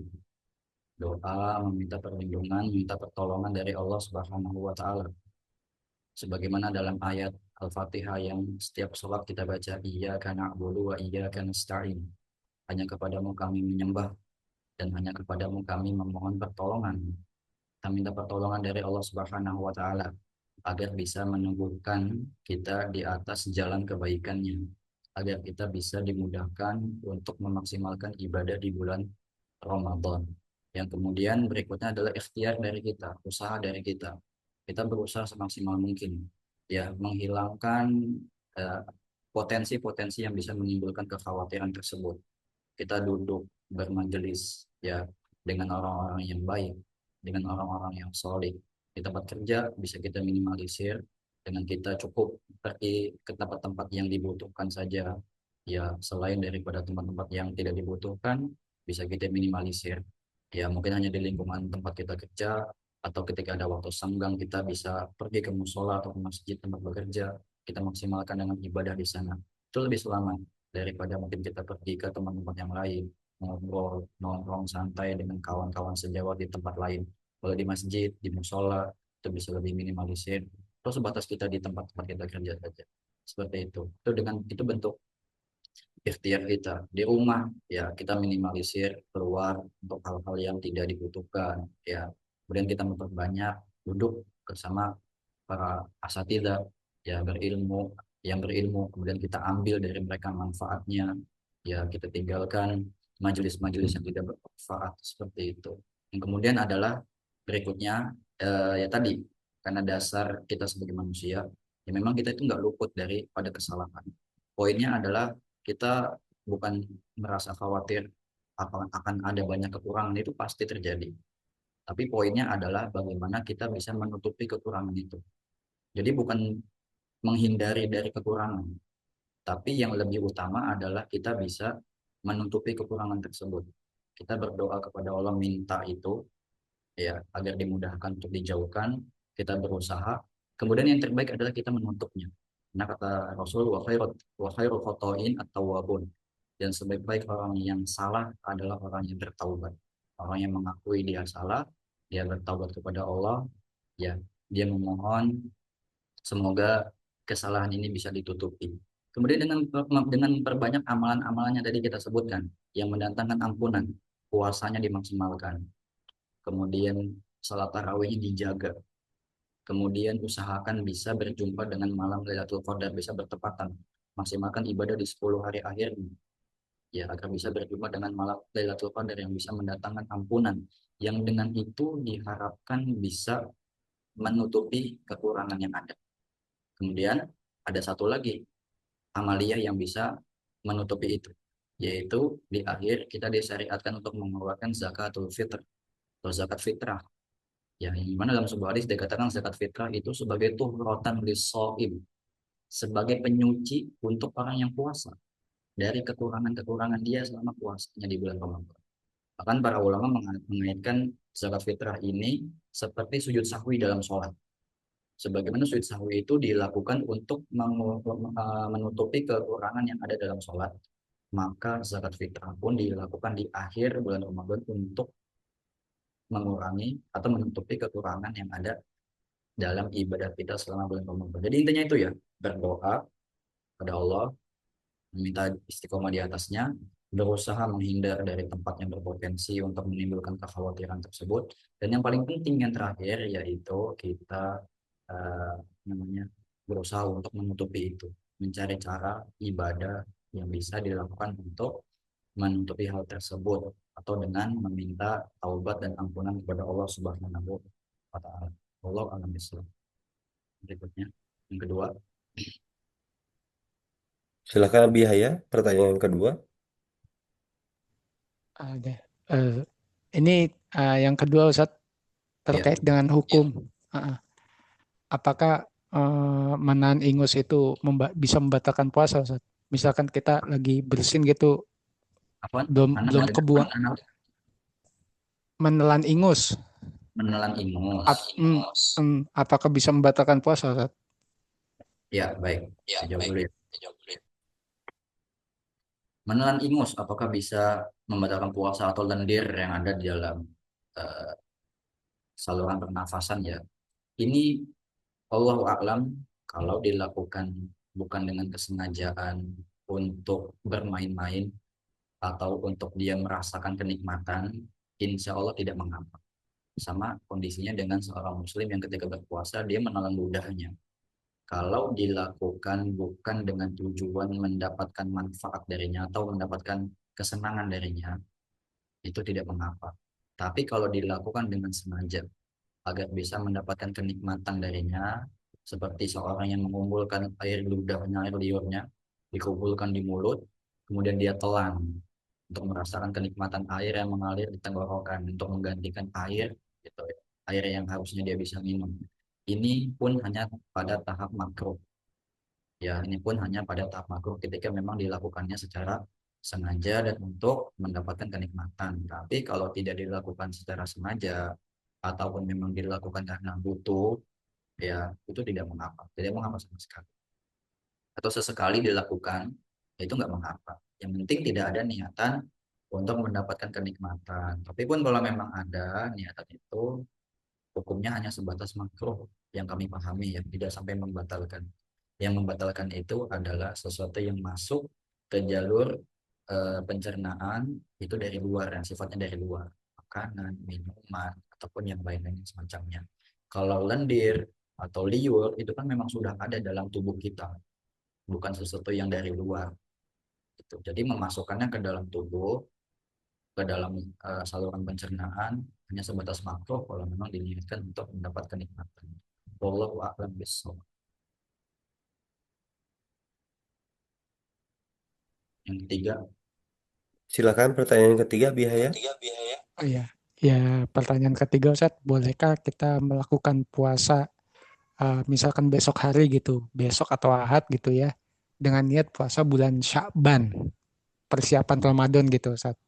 Kan sebelum-sebelumnya kita udah puasa, tapi karena luput kemarin hari Senin sama hari Kamis, jadi kita ngelakuinnya hari Sabtu atau Ahad gitu. Niatnya puasa Sya'ban gitu. Itu gimana hukumnya Ustadz? ya, kalau alam dari yang kami pahami, itu silahkan dilakukan, tidak mengapa, berdasarkan contoh dari Rasul di mana beliau memperbanyak puasa di bulan Sya'ban dengan tidak mengkhususkan hari-hari tertentu. Intinya semua hari di bulan Sya'ban itu bisa dilakukan untuk berpuasa, apalagi memang dia ada kebiasaan untuk melakukan puasa, atau memang ada alasan udur atau mungkin kelupaan dan dia baru bisa melanjutkannya di hari Sabtu atau hari Ahad, jadi persilahkan. Kalau dia tidak ada alasan apa-apa, tidak ada keutamaan apa-apa, tidak ada contohnya, dan tiba-tiba puasa di bulan di hari tersebut, mungkin masuk dalam larangan. Tapi jika memang ada alasan-alasan tertentu, dan memang ada contohnya juga dari Rasul bahwa beliau memperbanyak puasa di bulan Syaban, maka diperbolehkan. Ya, sama juga dengan keutamaan puasa di 10 hari awal bulan Dzulhijjah. Ya, ketika dia baru bisa melaksanakannya misalkan di hari Ahad atau hari Sabtu, di pada awal bulan Dzulhijjah juga sama diperbolehkan, tidak mengapa. Insya Allah dia termasuk daripada mendapatkan keutamaan berpuasa di hari tersebut. Atau bisa diniatkan misalkan untuk puasa Daudnya, ya mulai puasa Daudnya dimulai di hari-hari Ahad, nanti dia lanjut di hari Selasanya misalkan, kalau dia mulai hari Sabtu nanti dia lanjut di hari Seninnya, sekalian puasa Seninnya, ya itu juga bisa lebih baik, tidak mengapa. Wallahu a'lam bishawab. Baik, Barakallahu Fiik untuk Abi Yahya yang setelah berpartisipasi untuk menyampaikan tiga pertanyaan. Semoga menambah ilmu bagi kita semua yang hadir pada malam hari ini. Berikutnya kami persilahkan Ukti Putri yang sudah resen untuk menyampaikan pertanyaannya. Tafadhol, Barakallahu Fiik. Terima kasih. Assalamualaikum warahmatullahi wabarakatuh. Waalaikumsalam warahmatullahi wabarakatuh. Silakan Ibu. Seperti yang Pak Ustadz tadi sudah jelaskan bahwa di bulan Ramadan setan dibelenggu atau diikat. Tapi mengapa kalau lagi puasa di bulan Ramadan itu masih ada saja terjadi godaan? Misalnya setelah sahur terus tidur gitu kan, jadi sholat yang syuruk atau sholat duha terlewat gitu. Itu kan berarti godaan setan. Atau mungkin di grup ada posting makanan atau apa, jadi kan seperti puasanya jadi kayak gimana gitu, membayangkan makanan kayak gitu. Nah, ini bagaimana karena kan di bulan Ramadan setan dibelenggu, diikat. Nah, bagaimana ini bisa terjadi seperti ini godaannya dan godaannya dari mana gitu kalau setannya dibelenggu gitu, diikat. Nah, yang keduanya itikaf itu kan malam ganjil ya. Dan Lailatul Qadar itu tidak tahu jatuhnya kapan. Nah, kebanyakan yang menjalankan itikaf itu pada datang malam ganjil. Apakah ini boleh? Karena kan 10 hari terakhir berarti harusnya hari pertama sampai hari ke-10 yang terakhir. Tapi yang pada datang di itikaf itu hanya malam ganjil. Ini bagaimana Pak Ustadz? Terima kasih. Wassalamualaikum warahmatullahi wabarakatuh. Waalaikumsalam warahmatullahi wabarakatuh. Saya jawab pertanyaan pertama. Tadi dikatakan di antara keutamaan bulan Ramadan adalah syaitan dibelenggu. Namun kenapa kemaksiatan tetap masih ada padahal syaitan dibelenggu? Nah, ini perlu kita pahami bahwa ketika seorang hamba melakukan maksiat, melakukan kesalahan, itu jangan hanya menyalahkan syaitan. Ya, memangnya ketika kita nanti atau jangan kita, ketika seorang nanti di akhirat dihadapkan kepada Allah, kemudian ditampakkan kepadanya keburukan-keburukan yang dia lakukan. Apakah itu yang disalahkan syaitan, bukan dirinya? Apakah yang masuk neraka itu hanya syaitan, bukan dirinya? Tentu tidak. Dia yang disalahkan. Syaitan pun nanti berlepas diri dari itu. Sebagaimana dalam khutbahnya syaitan, dia mengatakan waqala syaitan lamma qudiyal amru innallaha wa'adakum wa'dal haqqi wa wa'adtukum fa akhlaftukum. Syaitan berkata ketika perkara telah ditegakkan, ya, sesungguhnya Allah memberikan janji yang hak kepada kalian dan aku juga menjanjikan kepada kalian namun aku ingkari janjiku, ya. Kemudian di situ Seton akhirnya mengatakan fala talumuni walumu anfusakum. Ya, singkatnya seperti itu bahwa janganlah kalian salahi saya, jangan salahi aku, tapi salahilah diri kalian sendiri. Ya, seperti itu. Intinya, jadi ini bukan hanya perkara godaan dari syaitan.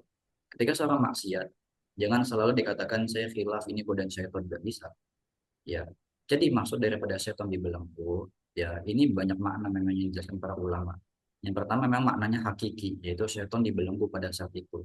Tidak bisa menggoda manusia. Tapi manusia juga punya nafsu. Ya, manusia juga punya nafsu. Itulah yang membuat dia condong kepada keburukan. Dalam sebuah ayat juga dikatakan, inna nafsa la ammaratun bisu. Sesungguhnya jiwa itu senantiasa mengajak, menarik kepada keburukan. Lafaz yang digunakan dalam ayat itu adalah lafaz sigoh mubalaghah, bentuk berlebihan, yaitu ammaro, sangat menarik, sangat mengajak kepada keburukan. Jadi dalam ayat itu tidak ada kaitannya dengan syaitan, tapi dengan jiwa. Jiwa manusia pada dasarnya itu punya nafsu. Itu yang membuat kita berbeda dengan malaikat. Malaikat Allah ciptakan tanpa adanya nafsu. Ya, selalu taat kepada apa yang Allah perintahkan. Tapi manusia dia punya pilihan. Dia mau taat atau dia mau maksiat. Ketika dia taat, dia menjadi manusia yang mulia, makhluk yang mulia. Ketika dia maksiat, dia menjadi makhluk yang hina karena maksiatnya. Jadi ketika setan dibelenggu, tapi nafsunya tetap masih ada. Ya, itu yang membuat manusia tetap bisa melakukan keburukan. Ya, tanpa adanya godaan besar dari setan. Ya, ataupun maksud yang lain bahwa setan dibelenggu adalah bahwa setan tidak bisa terlalu bebas menggoda manusia sehingga godaannya lemah. Ataupun maksud dari setan dibelenggu juga bahwa di bulan Ramadan itu banyak dilakukan ibadah sehingga seakan-akan godaan setan itu nggak mempan. Katanya banyak ibadah yang dilakukan, syiar Islam itu sangat tegap di bulan Ramadan sehingga godaan setan itu sangat minim. Tapi kembali lagi nafsu manusia itu tetap ada. Ya, seperti itu. Jadi itu yang membuat manusia masih bisa melakukan perbuatan dosa atau maksiat di bulan Ramadan. Selesai sahur, dia tergiur dengan postingan-postingan makanan di media sosial yang dia lihat. Itu kan nafsu jiwanya dia. Yang memang jiwa itu manusia itu ingin makan, itu kan kebutuhan manusiawi. Ya, seperti itu. Kemudian dia mungkin tiba-tiba lisannya ingin menggibahi saudaranya. Ini bukan semata-mata godaan syaitan. Jadi jangan selalu menyalahkan syaitan. Kata setan pun, fala talumuni walumu anfusakum, jangan salahkan saya, tapi salahkan diri kalian sendiri. Ya, seperti itu. Jadi nanti setan pun berlepas diri dari akhir ketika manusia ini pada menyalahkan setan. Kamu yang telah menggoda aku. Kamu sendiri yang memilih, kenapa ikuti saya? Allah berikan kalian janji yang hak, saya berikan janji kepada kalian, namun Allah memenuhi janjinya, karena Allah katakan innallaha la yukhliful mi'ad, Allah tidak akan mengingkari janjinya, dan wa wa'atukum fa akhlaftukum. Aku menjanjikan kalian dan aku menyelisihi janjiku. Itu yang pertama ya. Jadi bukan berarti nggak ada kemaksiatan karena nggak ada godaan setan, tapi karena ada jiwa nafsu yang ada dalam diri manusia. Dan pengaruh nafsu itu sangat kuat dalam jiwa manusia. Makanya kita dituntut untuk bisa menjadi hamba yang bertakwa, ya, ditarbiyah, dididik di situ. Ya. Dan yang kedua, tadi berkaitan dengan i'tikaf ya di 10 akhir bulan Ramadan. Ya benar memang keutamaan yang dijelaskan yaitu secara umum, yaitu 10 akhir di bulan Ramadan. Begitupun contoh dari Rasul di mana dikatakan oleh Aisyah radhiyallahu anha bahwasanya Rasul ketika masuk 10 akhir bulan Ramadan, beliau itu mengencangkan ikat pinggangnya. Beliau senantiasa beriktikaf di masjid. Ya, tidak tidak kembali ke rumahnya, berdiam di masjid. Ya, seperti itu. Ini nggak ada kekhususan seperti yang dilakukan mungkin fenomena sekarang yang dimana kaum muslimin hanya ramai ya hadir untuk etikaf di malam-malam ganjil saja. Karena untuk mengejar peluang besar mendapatkan malam Lailatul Qadar. Jadi intinya mereka hanya ingin mendapatkan malam Lailatul Qadarnya, bukan menginginkan 10 hari akhir secara keseluruhan yang punya keutamaan khusus lagi. Seperti itu. Nah, memang disebutkan dalam banyak riwayat, dalam banyak asar, bahwa peluang paling besar malam Lailatul Qadar itu terjadi pada malam ganjil. Dan bahkan ada riwayat yang menjelaskan, menegaskan bahwa itu terjadi di malam 27. Ya, ya, itu terjadi di malam 27. Cuman kan pertanyaannya begini, permasalahan seperti ini.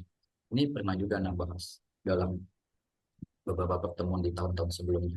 Pembahasan terkait dengan keutamaan 10 akhir ya secara khusus kita bahas, kita kupas. Ini banyak yang bisa kita kupas, cuman waktu nggak cukup. Tapi intinya adalah seperti ini. Ini kan 10 akhir bulan Ramadan itu kan belum tentu. Maksudnya apa? Ramadan itu kan bisa saja 30 hari, bisa saja 29 hari. Berdasarkan pemantauan hilal di akhir bulan. Dan itu baru bisa kita ketahui di akhir bulan. Apakah Ramadan ini genap 30? Apakah Ramadan ini ganjil 29?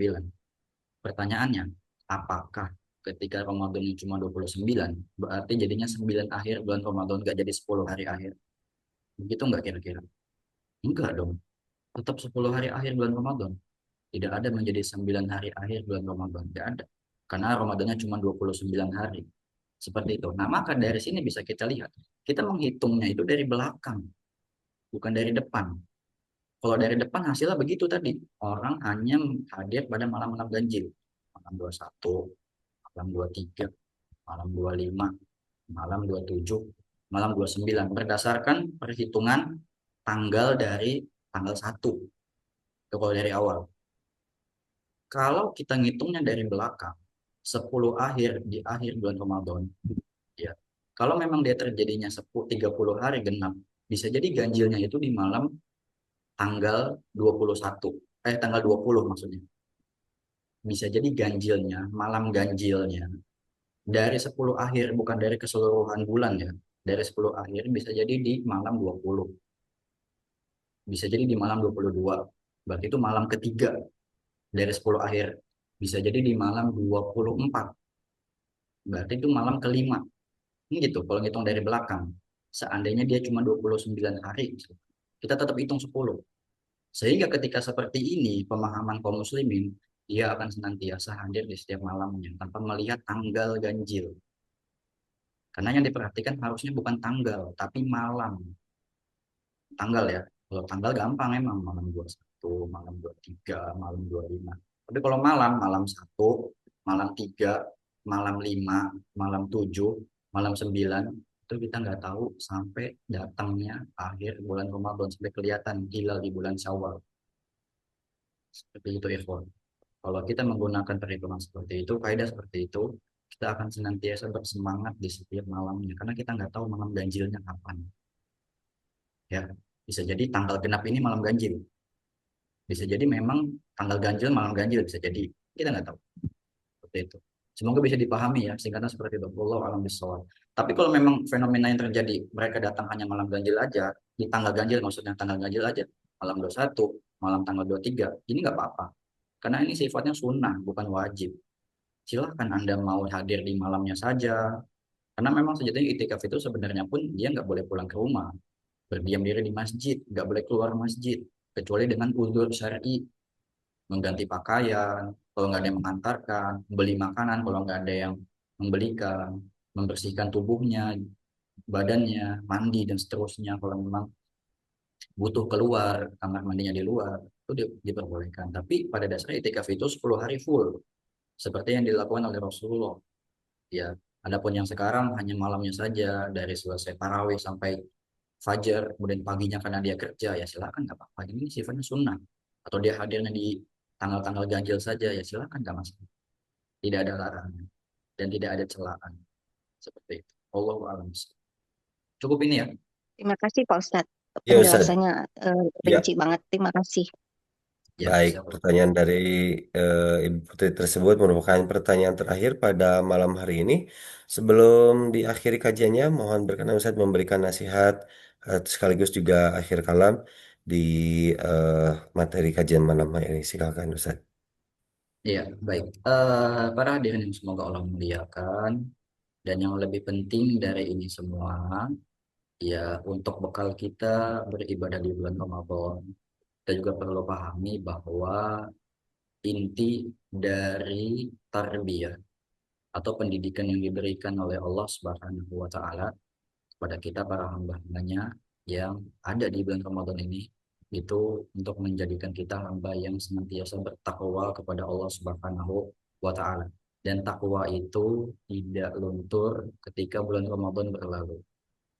Ya, takwa itu dengan ibadah yang banyak sekali kita lakukan di bulan Ramadan itu harus tetap konsisten pada bulan-bulan berikutnya. Itu intinya, itu kuncinya. Konsistensi dalam mengerjakan kebaikan yang banyak pada bulan Ramadan yang bisa juga dilakukan di bulan-bulan berikutnya. Bahkan para ulama mengatakan tanda diterimanya amalan seorang hamba itu dengan dilanggengkannya amal kebaikannya. Ketika dia bisa konsisten dalam kebaikannya. Jadi bukan hanya bulan Ramadan untuk kita memperbanyak itu. Kita jangan menjadi hamba yang Ramadhani, hanya sifatnya bulanan, hanya sifatnya musiman.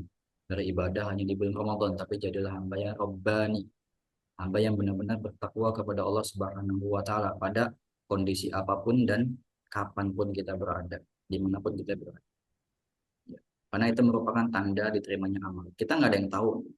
Kita nggak usah capek-capek pusing menilai amalan orang. Kita buat ke diri kita sendiri. Standar ini kita gunakan. Mempertanyakan diri kita sendiri. Sudahkah kita yakin amalan kita ini diterima oleh Allah Subhanahu wa taala selama di bulan Ramadan? Kita bisa lihat sendiri, kita bisa jawab sendiri iya atau tidaknya. Kalau konsistensi amalan itu tetap berlangsung di luar bulan Ramadan, maka bisa jadi itu tanda diterimanya amalan kita. Tapi kalau kita lihat ternyata ibadah kita kendor di luar bulan Ramadan, bisa jadi itu salah satu tanda, naudzubillah, amalan kita tidak diterima oleh Allah Subhanahu wa taala. Seperti itu. Ya. Makanya kita juga harus pahami esensi dari tugas kita di dunia ini, yaitu untuk beribadah kepada Allah Subhanahu wa taala. Allah nggak perintahkan untuk beribadah di musim-musim tertentu, enggak. Kita lihat firman Allah dalam surat Al-Hijr ayat terakhir, wa'bud rabbaka hatta yatiyakal yaqin, dan sembahlah Rabbmu, beribadahlah kepada Rabbmu sampai datang kepadamu al-yakin. Apa itu al-yakin? Kalau tafsir mengatakan al-yakin bermakna al-maut, maknanya adalah kematian. Ya, jadi kita diperintah untuk beribadah sampai datangnya kematian, sampai ajal menjemput, bukan sampai akhir bulan Ramadan, bukan. Kita disuruh untuk memperbanyak semua ibadah, konsisten di atasnya, bukan sampai akhir bulan Ramadan, tapi sampai akhir hayat. Seperti itu. Wallahu a'lam bishawab. Ini yang bisa disampaikan. Semoga bermanfaat. Mohon maaf jika ada kekurangan dan kesalahan. Kami serahkan lagi kepada moderator. Baik. Alhamdulillah, jazakallahu khairan kepada Ustazuna Rizky Agung Rahmatullah Hafizullah Ta'ala yang telah menyampaikan kajian pada malam hari ini. Semoga menjadi pahala jariah kepada Ustaz dan juga keluarga yang menyempatkan hadir sekaligus juga berbagi ilmu bersama Bumiku Mengaji. Dan jemaah sekalian rahimani rahimakumullah, insya Allah untuk kajian berikutnya yaitu hari Sabtu 14 Februari 2026 ataupun juga bertepatan dengan tanggal 26 Syaban 1447 Hijriah masih di seputar bekal Ramadan bersama Ustazuna Faisal Mista Hafizahullah Ta'ala dengan tema Marhaban Ya Ramadan. Kemudian di hari Ahad tanggal 15 Februari 2026 atau bertepatan dengan tanggal 27 Syaban 1447 Hijriah. Kajian bersama Ustaz Najmi Umar Bakar Hafizahullah Ta'ala yang akan menyampaikan tema tentang Ramadan Salafus Solih. Dan terakhir di hari Senin 16 Februari 2026 ataupun juga bertepatan dengan tanggal 28 Syaban 1447 Hijriah, kajian spesial bersama Ustadz Ali Hasan Bawazir Hafizahullah Ta'ala di hari Senin nanti, bukan kajian siroh tapi juga merupakan kajian untuk bekal Ramadan dengan tema Maghfirah Ramadan, bercahaya dengan Al-Quran, tegak dengan sholat, suci dengan zakat. Demikian jemaah sekalian rahimani wa rahimakumullah. Terima kasih atas perhatiannya, atas kehadirannya dan atas kesetiaannya mengikuti kajian bersama Bumi Mengaji. Sekali lagi kami aturkan juga jazakumullah khairan kepada Ustazuna Rizky Agung Rahmatullah yang telah hadir pada malam hari ini menyampaikan materi sekaligus juga membahas satu demi satu pertanyaan-pertanyaan yang disuguhkan oleh jemaah. Akhir kalam, barakallahu fikum. Mohon maaf atas segala kekhilafan jika ada yang kurang berkenan dari perlayanan yang diberikan oleh Bumiku Mengaji. Insya Allah kita akan bertemu kembali di hari Jumat, Sabtu, Ahad, dan Senin di kajian Bumiku Mengaji. Alhamdulillah kita pungkas saja dengan doa kifaratul majelis. Subhanakallahumma bihamdika asyhadu alla ilaha illa anta astaghfiruka wa atubu ilaik. Allahumma salim min Ramadan wa salim Ramadan ali wa salimhu minni mutaqabbalan. Wassalamualaikum warahmatullahi wabarakatuh. Terima Waalaikumsalam kasih Ustaz. warahmatullahi Selamat wabarakatuh. istirahat. Barakallahu fiik. Assalamualaikum warahmatullahi wabarakatuh. Jazakumullah khair semuanya.